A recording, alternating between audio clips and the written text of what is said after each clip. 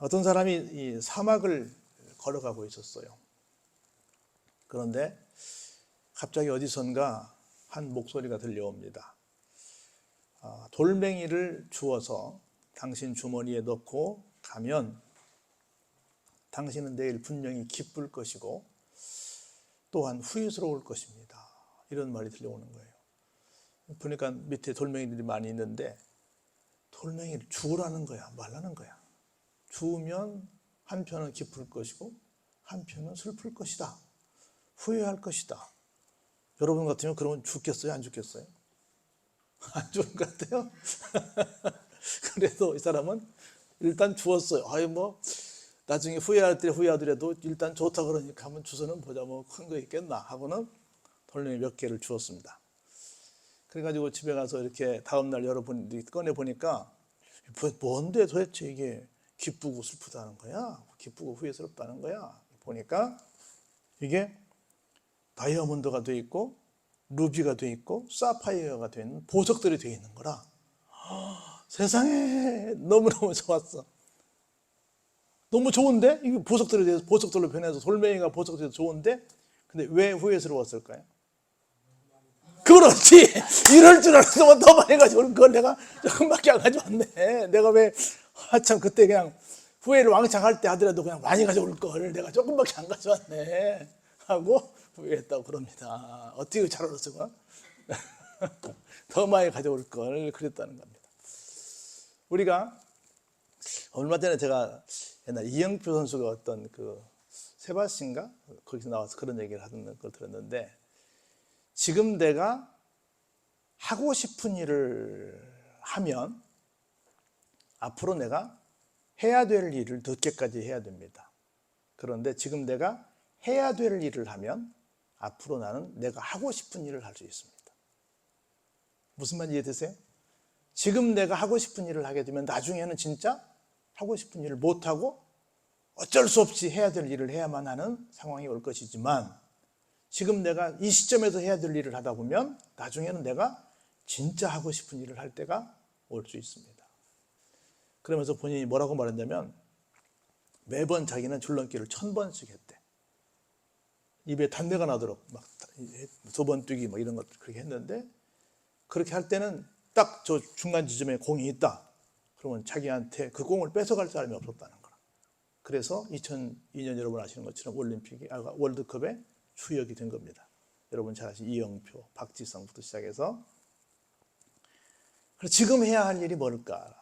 지금 해야 할 일을 잘하고 나면 앞으로 후회하지 않을 텐데, 지금 해야 할 일을 잘 못하고 나면 앞으로 뭐 할 거다? 그때 좀 더 많이 주워올 걸 하고 후회하게 될 거다라는 거죠. 깨달음이 언제 왔어요? 늦게 왔지. 우리 주일학교 때 그런 동화를 들었어요. 예수님께서 한 번은 제자들을 데리고 산에 이렇게 올라가, 산상에서 설교하셨잖아요. 복음서에는 없는데 이제 여담이에요. 산상에 수호를 이제 하실 그런 무렵에 제자들을 데리고 갔는데, 얘들아, 오늘은 우리 산에 올라가는데 저 개울을 지나갈 텐데 개울에서 돌멩이 하나씩을 들고 올라가자꾸나 그랬다는 거예요. 다들 그래도 적당히 큰 이 돌멩이를 들고 이렇게 올라가는데, 말을 안 듣는 제자들만 진짜 조금 공깃돌을 할 만한 조그만 돌멩이들 들고 갔다는 거예요. 산에 다 올라가서 예수님이 다 가르치시고 나서, 자 이제 점심 먹자꾸나. 점심이 어디 있는데요? 너희들이 들고 온 그 돌멩이들 앞에서 놔라 했더니, 예수님께서 기도를 딱 하시고 났더니 그 돌멩이들이 빵이 됐다는 거예요. 근데 큰 걸 가져온 사람들은 멀리 먹었고 작은 걸 가져온 사람들은 못 먹었다는 얘기를 우리가 옛날 주일학교 다닐 때 선생님들이 들으셨던 그런 이야기입니다. 기왕 하는 거 좀 힘써서 가져왔으면 얼마나 좋았을까 하는 겁니다. 자, 오늘 볼까요? 1절에 이렇게 시작합니다. 뭇 백성들아 이를 들어라. 뭇 백성은 모두를 말하죠. 그리고 세상의 거민들아, 세상에 살아가는 모든 사람들아 모두 귀를 기울이라. 왜냐하면 귀를 기울이 듣다 보면 뭐가 생겨요? 깨달음이 생기지요. 우리는 세상에서 가장 큰 복이 뭐냐면 듣는 겁니다. 우리 아이들이 잘 되는 것도 어른들의 말씀을 잘 듣는 겁니다. 우리 그런 얘기잖아요. 어른들의 말씀을 잘 듣다 보면 뭐 하다가도 떡이 생겨요? 자다가도 떡이 생기는 거라. 그래서 잘 듣는 게 굉장히 중요합니다. 여러분 살면서 많이 떠들지만 마시고 많이 들으시길 바랍니다. 잘 들으시기 바랍니다. 누구도 2절에 보니까 우리는 빈부귀천이라고 그러잖아요. 근데 이 사람들은 귀천 빈부로 번역을 했어요. 귀한 사람이 됐든 천한 사람이 됐든 가난한 사람이 됐든 부자가 됐든 귀천 빈부예요. 어떤 사람이 됐든 간에 누가 됐든 간에 다 뭐 하라고요? 다 들으라는 거예요.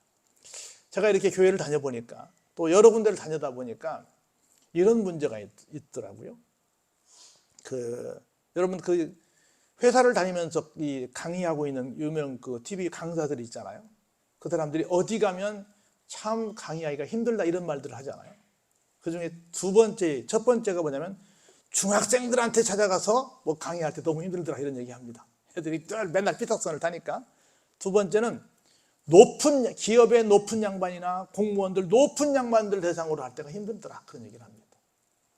교회도 보면 부흥회를 하거나 뭐 이렇게 하면 보면 예배에 집중하지 않는 사람들이 있어요. 나름대로는 뭐 섬기고 이렇게 뭐 다 안내하고 뭐 이렇게 교회에서 그 집회를 해서 뭔가 수고하니까 그렇다고 볼 수는 있긴 합니다.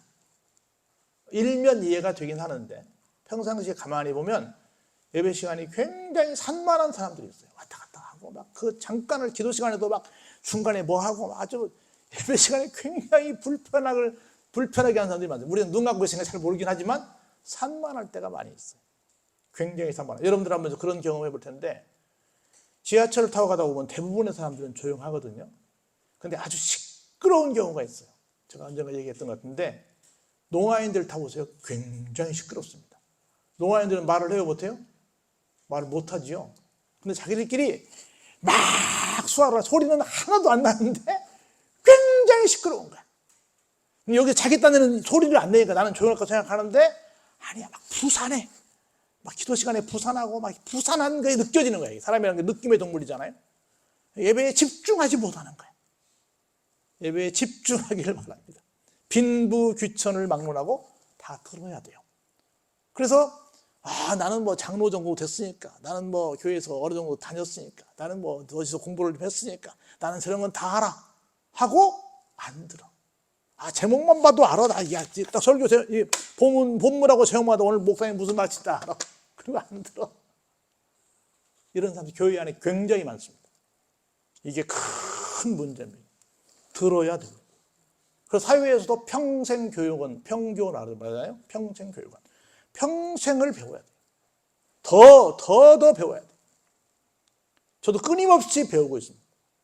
끊임없이 남들의 얘기를 듣고 있어요. 왜냐하면 너무 모르는 게 많으니까. 근데 어느 순간부터 사람들이 나는 근데 다 알아. 들을 게 없어. 이런 사람들이 제가 보니까 굉장히 많습니다. 제 1번이 목사님들이고 2번이 교회 항전직자들이고 3번이 교회 오래 다니는 사람들이에요. 들을 게 없다는 거예요.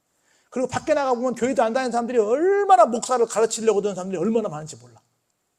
자기들이 뭘 알아서. 미안하지만 교회에 대해서 뭘 알아서. 그런데 그래서 사람들이 안 들으려고 그래. 열심히 들으시기 바랍니다. 왜냐하면 내 입은 뭘 말해요? 하나님의 입은 지혜를 말합니다. 내 마음은 뭘 말해요? 명철을. 여기 중요한 말씀입니다. 작은 소리로 읊조려 말씀하십니다. 작은 소리로. 지혜는 뭐냐면 한마디로 말하면 지혜는 요령입니다. 지혜는 요령이에요. 요령을 말한다는 거예요. 여러분들 옛날 어르신들에 비해서 우리는 훨씬 더 등치가 큽니다. 진수가 저보다 몸무게가 더 나갑니다. 저보다 몸무게 더 많이 나가는 애들이 많아요. 여기 수요일마다 드럼 치는 애는 여자애인데 저보다 몸무게가 더 많이 나가요. 그런데 뭐 좀 들자 그러면 들어요? 못 들어요. 몸무게는 더 많이 나가는데 피아노 좀 들자 못 들어요. 아마 여기서 피아노 들을 수 있는 저밖에 없을지도 몰라요. 한쪽을 못 들어요. 왜? 요령이 없어요. 몸무게는 더 많이 나가는데 근데 못 들어요. 뭐가 없으니까? 요령이 없으니까. 요령은 곧 뭐다? 지혜가 없으니까. 살아가는데 물론 지식이 많이 필요할 수도 있어요. 학교 공부 많이 필요할 수 있습니다. 근데 더 필요한 게 뭐예요? 지혜야. 지혜는 하나님께서 주신 하나님의 선물입니다. 여러분 우리 이현영 원사님하고 농사일 해보세요. 이현영 원사님 이길 양반 있어요? 이길 양반 없어요. 저희 할머니가 그러셨거든요. 80에 그런 말씀 하셨어요. 내가 저 논에 밭에까지 가는 데는 노인네라 천천히 가지만 갔다만 놓으면 내가 어떤 젊은 사람보다 일해서 내가 뒤지지 않을 것이다. 그렇게 말씀하셨어요. 가시는 데까지는 힘이 들어, 노인이니까. 근데 갔다만 놓으면 나 이길 수 있다는 거야. 이 권사님 그러죠? 밭에만 가시면 다 이길 수 있죠? 다 이길 수 있어. 지금 요양원에 가시는 우리 김봉녀 권사님도 자기가 손으로 하는 건 이 동네에도 자기가 따라올 사람이 없었다는 거예요. 자기를. 절대로 어른들이라고 그래서 뭐 옛날에 지금으로부터 하면 우리보다 훨씬 키도 작으시죠. 옛날에는 키가 작았으니까. 체력도 다르죠. 그런데 뭘로 하니까? 지혜로 하니까. 요령으로 하니까. 그리고 명철은 뭐예요? 여러 가지로 해석이 가능하지만 어떤 것인지를 정확하게 옳고 그름을 구분해서 좋은 것 나쁜 걸 구분해서 선택할 수 있는 것이에요. 굿초이스, 그렇죠? 그런 것들이 다 어디서 온다? 들음에서 온다는 거예요. 좋은 들음 한번 들으면 기가 막힌 일이 생길 수 있어요. 여러분 이런 얘기가 있어요.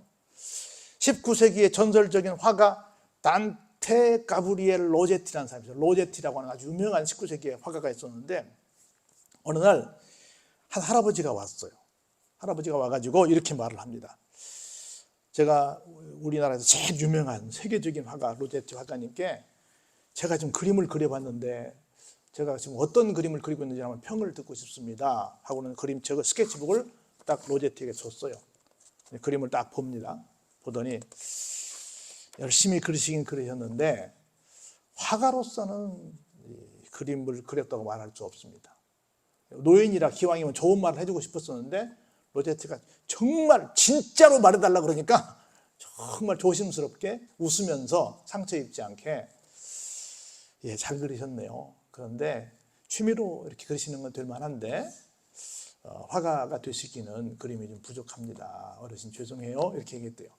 그래요? 굉장히 실망을 했습니다. 그리고 나서 다른 스케치북 하나를 꺼냅니다.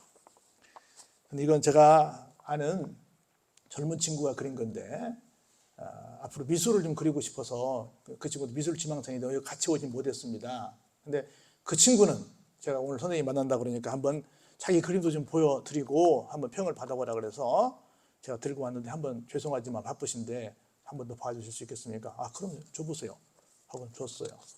그래서 그 그림을 봤습니다. 보더니 로제티가 말합니다. 대단한 그림입니다. 이 친구는 아직 성숙된 건 아니지만 이 상태에서 그림을 그리면 굉장한 화가가 될 수 있습니다 라고 말합니다. 예도인이 깜짝 놀랍니다. 그 그림은 누구의 그림이었을까요? 젊은 날의 자기의 그림이었습니다. 그런데 젊은 날에 자기가 그렸을 때 누가 너 그림에 소질이 있다.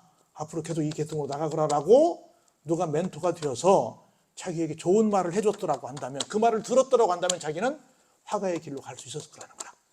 근데 그때 아무도 나에게 그렇게 지혜로운 말을 해준 사람이 없었던 거야. 그런 말을 들을 기회가 없었던 거야. 근데 이제 할아버지가 돼서 그 얘기를 듣고 이제 해보려고 하니 손도 떨리고 처음 보여드리는 그 스케치북에 있는 그림처럼 그런 것밖에는 그릴 수밖에 없는 그런 아마추어가 되고 말았다는 겁니다. 그럼 우리가 적당한 때에 기가 막힌 얘기를 듣는다고 한다는 것은 기가 막힌 기회를 잡을 수 있는 것이다. 그래서 설교를 들을 때, 어떤 조언을 들을 때, 어떤 교육을 받을 때, 어떤 만사가 때가 있는데 우리 어른들 맨날 그러잖아요. 이놈아, 공부할 때가 다 때가 있는 것이요 하고 사이트한테 말씀하셨던 것처럼 그때 그 얘기를 들었더라고 한다면 어땠습니까? 하는 겁니다. 그래서 적당한 때에 내가 빠지지 않고 집중해서 다른 생각하지 않고 들을 만한 일을 들었을 때 내 인생이 이렇게 바뀌어질 수도 있겠구나. 특별히 내가 선택하는 건 어떻게 들린다? 작은 소리로 읊조리게 들린다. 작은 소리로 읊조리는 소리는 어떻게 들어야 돼요? 집중해서 들어야죠. 집중해서. 근데 우리가 산만할 때가 많이 있어요. 내가 비유에 내 귀를 기울이고 수금으로 나의 오묘한 말을 풀리로다. 비유로 말씀하실 때마다 저게 무슨 말씀일까? 그 뜻을 내가 헤아리는 거예요. 그러면서 볼까요? 그러면 5절에 기가 막힌 말씀이 나옵니다. 죄악이 나를 따라다닙니다. 나를 애워싸는 환난의 날을 내가 계속 당하게 됩니다. 그런데 그렇게 내가 귀 기울여 들으면 어때요? 두려워할 필요가 없다는 겁니다. 할렐루야? 왜 끊임없이 나에게 지혜와 명철을 주시니까 두려울 필요 없죠. 여러분, 우리 조금 시철지난 얘기지만 부활절 달걀 여러분 아실 건데요. 십자군 전쟁이 여러분 잘 알 텐데 십자군 전쟁이 났을 때였어요. 이때 로잘린이라고 하는 한 부인이 있었는데 자기 남편이 전쟁터에 갔어요. 그런데 얼마 후에 소식이 왔는데 자기 남편이 죽었다는 거야. 전장 중에 죽어서 전사했다고 하는 전사 통보를 받게 됩니다. 어떤 사람이 이 소식을 같이 들었어. 나쁜 사람이, 이웃 사람이. 그래서 여자 혼자 있다 그러니까 이 사람을 모함해가지고 그 동네에 쫓아내버렸어요. 그래가지고 굉장히 어렵게 살면서 어느 마을에 가서 겨우 자리를 잡았어요. 근데 그래도 하나님을 열심히 믿으면서 내가 비록 이렇게 혼자 동네에도 쫓겨났고 남편도 전사했다는 소식을 들었지만 어떻게 내가 좀 더 행복하게 살 수 있을까라고 생각을 하다가 아이들을 위해서 뭔가 봉사를 할 생각을 했어요. 그래서 어느 해 부활절 날 애들한테 얘들아 계란을 가지고 와라. 그러면 내가 그 계란에다가 예쁜 그림을 그려줄게. 그리고 너희들이 원하는 곳에 이렇게 좋은 새 둥지를 만들어 놓거라. 그렇게 말했어요. 그래서 그 계란을 받아서 더 예쁘게 그림을 그려가지고 아이들에게 하나씩 전부 새 둥지에다가 전부 알을 이렇게 집어넣어줬어요. 애들 마치 보물찾기 하던 것처럼 다 가가지고 그 계란 찾기를 한 거야. 내가 갖다 드린 그 계란에는 어떤 그림이 그려졌을까? 또 우리 선생님이 가지고 있는 선생님도 어떤 또 계란의 모양을 내서 우리를 놀랍게 할까 해서 정말 기대하는 마음을 갖고 다 찾았어요. 찾아보니까 거기에 정말 부활절 계란에 잘 형형색색으로 그림이 그려져 있는 거예요. 아이들이 그걸 들고 다 집으로 돌아가게 됐습니다. 그런데 어느 날 어떤 한 아이가 집으로 가다가 이 부상병을 만나게 된 거예요. 그 부상병에게 보니까 너무 배가 고픈 모습을 본 거야. 그래서 그 계란을 비록 아깝지만 계란을 선물로 줬어요. 이거 아저씨 얼른 드시고 얼른 힘내세요 하고 부상병에게 줬더니 부상병이 보니까 한 번도 안 본 예쁜 그림이 있잖아요. 우리 일반적으로 부활절은 그냥 부활 계란하면 놀랐는데 예쁜 그림이 있으니까 보니까 어디서 많이 보던 글씨네? 어디서 보던 글씨체네? 라고 하는 거예요. 거기에 뭐냐면 이런 것이 써 있어요. 내 이웃을 내 몸처럼 사랑하라. 이런 글이 써 있는 거야. 이 사람이 보니까 자기 집 가훈이야 그게. 자기 집 가훈이가 똑같은 글이 있어도 가만히 보니까 뭐지 이게? 가만히 보니 누구 글이야? 자기 마누라 글이야. 그래가지고 이게 어디서 났니? 물어서 그 집을 찾아가 봤더니 정말 자기 아내가 있었던 거야. 잘못된 전사 정보였고 그 잘못된 통보를 듣고 그 병에 나쁜 소식을 가지고 이렇게 쫓아내버렸던 것이었는데 결국은 만나게 된 거예요. 그래서 부활절 달걀은 사랑의 상징으로 표현이 되고 있는 겁니다. 그래서 환난 날이 나한테 계속 와요. 그래도 내가 포기하지 않고 하나님의 음성에 귀를 기울이면서 살아가면 이렇게 아주 희한한 방법으로 새롭게 회복될 수 있는 날이 온다는 거예요. 그래서 보세요. 자기의 재물을 의지하고 부유함을 자랑하는 자. 이 사람들은 아무도 자기의 형제를 구원하지 못합니다. 왜냐하면 그를 위한 속전을 하나님께 바치지도 못할 것은 그들의 생명을 속량하는 값이 너무 엄청나서 영원히 마련하지 못할 것입니다.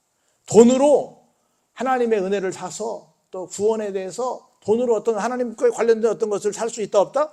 살 수 없다. 절대로 죽음을 면할 수 없다라고 하는 겁니다. 그러나 그는 지혜 있는 자도 죽고 어리석고 무지한 자도 함께 망하며 그들의 재물은 남에게 남겨두고 떠나는 것을 보게 되리라라는 겁니다. 오늘 아침에 어떤 양반이 이런 글을 써서 보내왔어요. 아버지의 방을 치우며 그래요. 아버지가 요양원에 가셨는데 아버지가 꼭 나 반드시 집으로 돌아갈 거야. 나 꼭 집으로 갈 거야. 조금만 우선해지면 집에 갈게 라고 아들한테 계속 말을 한다는 거라. 근데 아들이 판단할 때는 절대로 아버지는 집으로 돌아올 수가 없는 거야. 그래서 그 방을 아버지 방을 살림을 다 빼는 거야. 거기 있는 뭐 물건 냉장고 두고 주고 뭐 주고 다 하나 주고 다 집을 치우는 거라. 그리고 딸 사이가 올 수 있도록 방을 만들고 있다.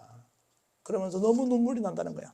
아버지는 꼭 오시고 싶어 하는데 현실적으로 오실 수 없어서 나는 지금 이 집을 치우고 있다. 딸내미가 들어올 방을 만들고 있다고 하면서 그 마음을 수필처럼 글을 썼어요. 우리가 뭔 말 하는지 이해가 되시겠죠? 내가 막 열심히 했지만 안 된다는 거지. 결국은 다 놓고 가야 한다는 거지. 모두 다 놓고 가야 한다는 거예요. 그는 지혜 있는 자도 죽고 어리석고 무지한 자도 함께 망하며 그들의 재물은 남에게 남겨두고 떠나는 것을 보게 될 것입니다. 그래서 그러나 그들의 속생각에 뭐라고 말해요? 내 집은 영원히 있을 거야. 내 거처도 대대에 이를 거야. 또 그들의 토지를 자기 이름으로 부를 거야 라고 생각하지만 뭐예요? 꿈깨라는 거죠. 아니라는 거죠. 사람은 존귀합니다. 사람 존귀하죠. 그런데 뭐 하지 못해요? 장구하지 못합니다. 미안하지만 뭐와 똑같아요? 멸망하는 짐승 같습니다. 이것이 바로 어리석은 자들의 길이며 그들의 말을 기뻐하는 자들의 종말이로다. 영원하지 못합니다. 보세요. 그들은 양같이 스올에 두기로 작정되었으니, 스올이 어디라고 제가 설명했어요? 지옥입니다. 사망이 그들의 목자가 됩니다. 정직한 자들이 아침에 그들을 다스리니 그들의 아름다움은 다 소멸돼버리고 스올, 지옥이 그들의 거처가 됩니다. 뭐만 의지하면? 물질만 의지하고 물질이 다야 라고 주장하는 사람들의 결과가 이렇게 된다는 겁니다.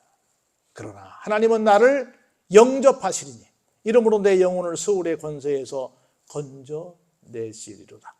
어떤 사람을 영접하세요? 집중해서 하나님의 말씀을 듣는 사람에게.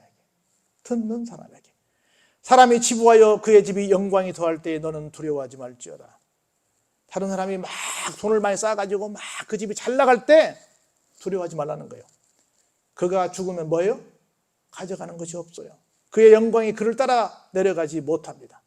그가 비록 생시에 자기를 축하하며 스스로 좋게 함으로 사람들에게 칭찬을 받을지라도 그들은 그들의 역대 조상들에게로 돌아가리니 어때요? 영원히 빛을 보지 못합니다.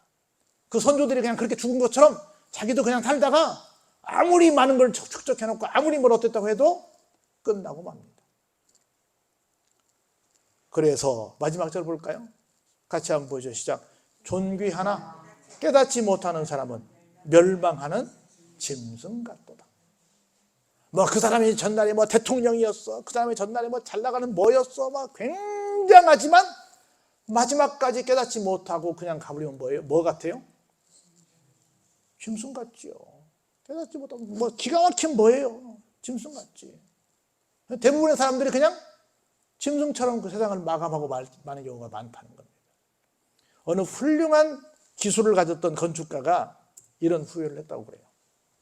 사장님이 아이고 우리 부장님 평생 동안 우리 회사에서 너무 큰 수고하셨는데 이제 마지막 미안하지만 이제 은퇴를 곧 목전에 뒀지만 그 노하우 너무 아깝지 않습니까? 마지막으로 한 채만 더 지어주고 은퇴하시면 어떻겠습니까? 그렇게 부탁을 드렸어요.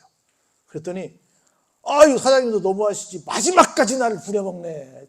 참 고약한 사장일지하고 불평불만하면서 그래도 아직 은퇴는 한 건 아니니까 사장님의 지시니까 집을 열심히 지었습니다. 그런데 아유 내가 이 말년에 일일이 가서 감독할 게 뭐 있어. 어이 김 과장 좀 지어. 알았어 해. 어이 하고 이렇게 하고 대충 그냥 이렇게 모양 내고 사장님 보시기에 그냥 혼나지 않을 만큼 잘 지어. 그렇게 해서 집을 지었어요. 평상시에는 집을 잘 짓는 최고의 전문가로 그 회사에서 인정받은 사람이었는데 마지막까지 하니까 짜증이 나가지고 가보지도 않고 그냥 서담 좀 벌초하듯이 잘 되고 있지? 잘해 하고 그냥 그러고는 대중에서 보고 다 해서 결국은 여튼간에 시간이 돼서 집이 완공이 됐습니다. 사장님이 부릅니다. 이리 오시죠. 평생 동안 우리 회사에서 큰 수고하셔서 고맙습니다. 제가 다른 건 드릴 건 없고 지금 지으신 집 한 채를 선물로 드리겠습니다. 하고는 키를 딱 줬어요. 잘 사시고 우리 회사 오래오래 기억하시고 앞으로도 계속 우리 회사에 위해서 많이 마음 써주시고 기도해 주시면 고맙겠습니다. 키를 받으면서 좋았을 것 같았을까? 이럴 줄 알았으면 내가 진짜 잘질걸. 최고의 자재로 최고의 좋은 인부를 들여서 내가 최고로 멋지게 집을 지을까? 세상에 이게 뭐냐고. 그렇다고 내가 엉터리 지었다고 말할 수도 없고 안 받는다고 말할 수도 없고 이게 뭐냐고. 얼마나 자기 사장님을 그렇게 평생 동안 가르치는데 그걸 모르는 거라. 절대로 나에게 시킬 때는 뭔가 좋은 일이 있을 거라고 생각해야 될 텐데 마지막까지 나를 부려먹는다고 나쁜 사장이라고 깨닫지 못해서 오해했다가 마치 한 달란트 받았다는 사람 그냥 묻어뒀다가 결국은 좀 후회하는 그런 인사가 되고 말았다는 겁니다. 우리는 깨닫는 것이 너무 중요합니다. 깨닫는 건 뭐예요? 잘 듣는 겁니다. 잘 들어서 잘 깨달아서 정말 이 아름다운 계절에 더욱더 행복하게 사시기를 주의 이름으로 축원합니다. 은혜가 풍성하신 아버지 하나님 감사합니다. 우리 모두에게 은혜 주셔서 잘 깨닫는